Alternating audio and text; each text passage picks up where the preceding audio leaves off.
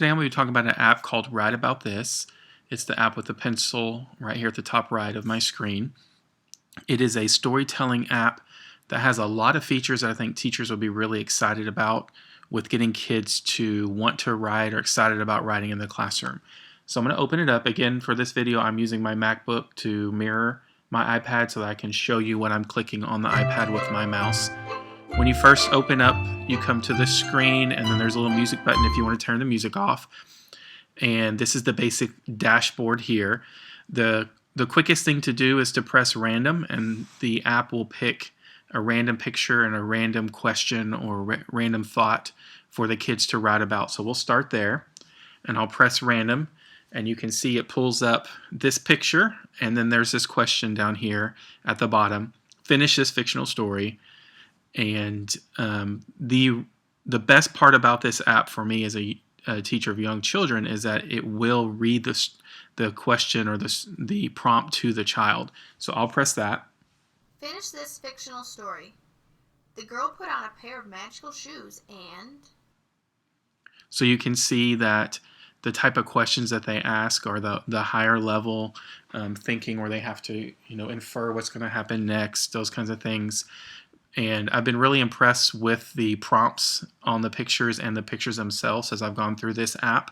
So what you would do after hearing the prompt, the child would press write, and then it pulls up this writing screen where the kids can just click on the paper and start typing just like they would any app for typing. They can add their name or their title, any of those things.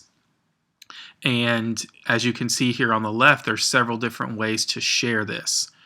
A really cool feature about this app is in settings, you can enter your default email, and when the kids press share by email, all that information will come up automatically, and it'll automatically have your email address in there, and really all they have to do is press send, so which makes it really easy for the young kids to be able to share and not interrupt the teacher once they finish what they're doing. Another good feature is the publish with audio.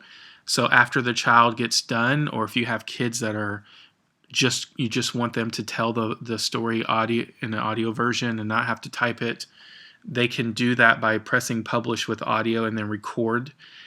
But you won't be able to email that. That version saves to your camera roll as a video actually. So then you would have to either connect your iPad or email that video directly from your camera roll.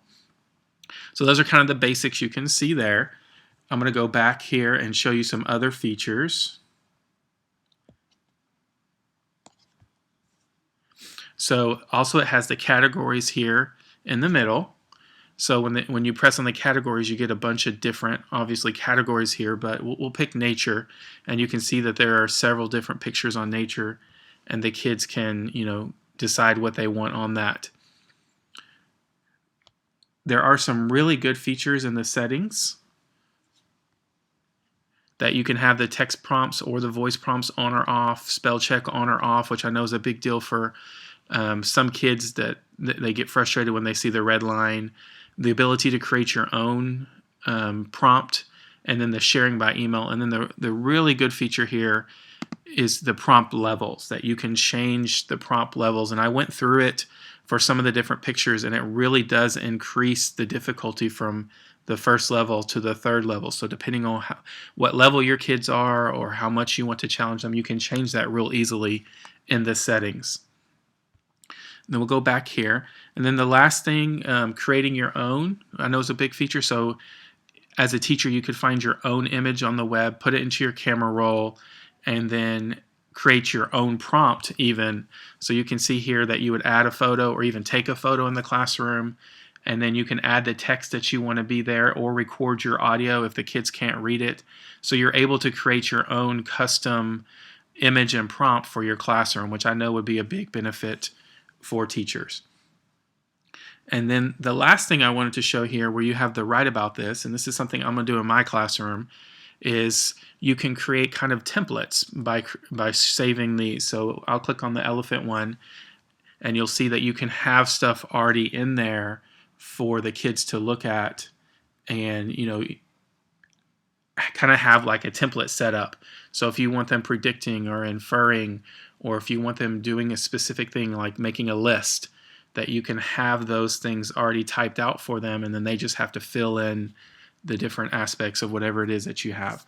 So it's a really straightforward app to use. I would say it's very intuitive on what to do. I definitely suggest. I don't remember the price offhand. I'll put that in the blog post. I know it's not a cheap app, but it's one that I'm looking forward to using a lot in my classroom. If you have any questions, comments, or concerns, please let me know in the blog post, and I'll try to answer them the best I can.